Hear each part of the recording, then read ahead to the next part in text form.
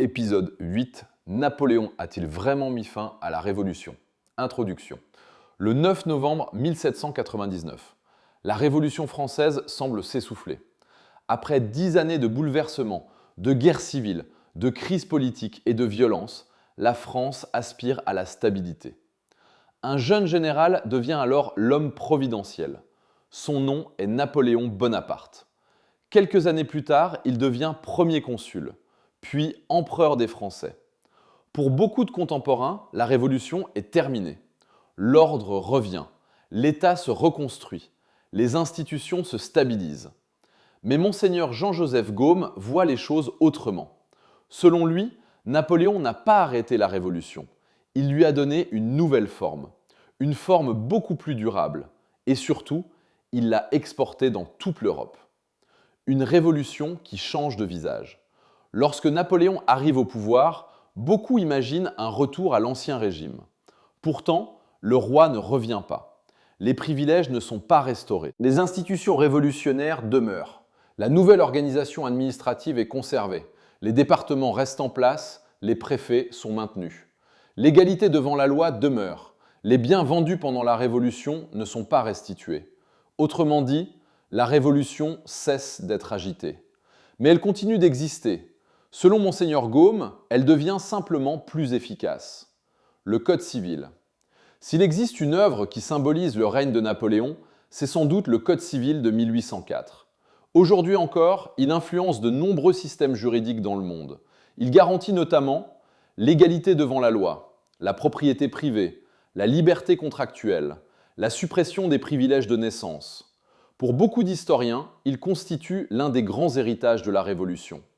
Monseigneur Gaume partage ce constat, mais il en tire une conclusion différente. Selon lui, le Code civil fixe durablement plusieurs principes issus de la Révolution. Autrement dit, ce qui était une révolution devient désormais la norme. L'État devient plus puissant. Napoléon aime l'ordre, il centralise l'administration, il renforce l'autorité de l'État. Les préfets représentent directement le gouvernement dans chaque département. Les lycées forment les futurs fonctionnaires. La justice est réorganisée. L'administration devient plus efficace que jamais.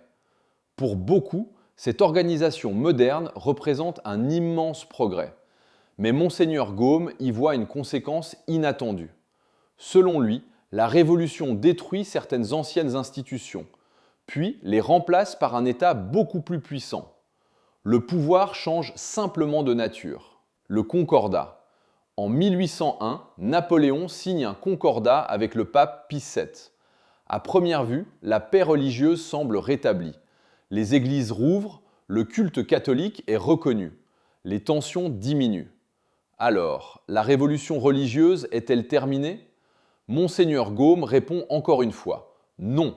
Pourquoi? Parce que le Concordat reconnaît désormais que l'Église fonctionne dans un cadre défini par l'État. Napoléon conserve une large influence sur la nomination des évêques et sur l'organisation religieuse.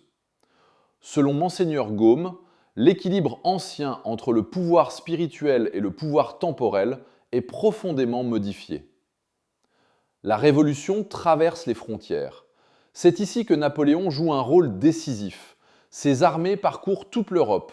Italie, Belgique, Pays-Bas, Espagne, États allemands, Pologne, partout où elles passent, les anciennes structures féodales reculent. Les privilèges sont souvent supprimés. Les codes juridiques sont modernisés. Les administrations sont réorganisées. Les idées de 1789 franchissent les frontières françaises. Selon Monseigneur Gaume, c'est un tournant. La Révolution cesse d'être française. Elle devient européenne. L'Europe change. Après la chute de Napoléon en 1815, les monarchies reviennent. Le Congrès de Vienne tente de restaurer l'ordre ancien. Mais quelque chose a changé.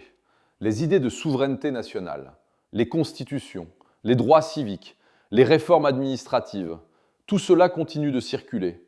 Les générations suivantes grandissent dans un monde différent. Monseigneur Gaume y voit une confirmation. Les idées survivent aux hommes. On peut vaincre une armée. On ne détruit pas aussi facilement une idée. Les révolutions de 1830. Quelques années plus tard, la France connaît une nouvelle révolution, puis la Belgique, puis plusieurs États européens. Les revendications sont similaires. Constitution, liberté de la presse, représentation nationale. Pour beaucoup d'historiens, ces mouvements s'inscrivent dans la montée du libéralisme politique. Monseigneur Gaume, lui, y voit simplement une nouvelle étape de la même révolution. Les révolutions de 1848. En 1848, presque toute l'Europe s'embrase. Paris, Berlin, Vienne, Milan, Budapest, Prague. Jamais autant de peuples ne se soulèvent simultanément. Les revendications sont diverses. Certaines sont libérales, d'autres nationales. Certaines deviennent sociales. Mais selon Monseigneur Gaume, toutes participent d'un même mouvement. Celui qui consiste à reconstruire la société sur des bases nouvelles. Une révolution permanente.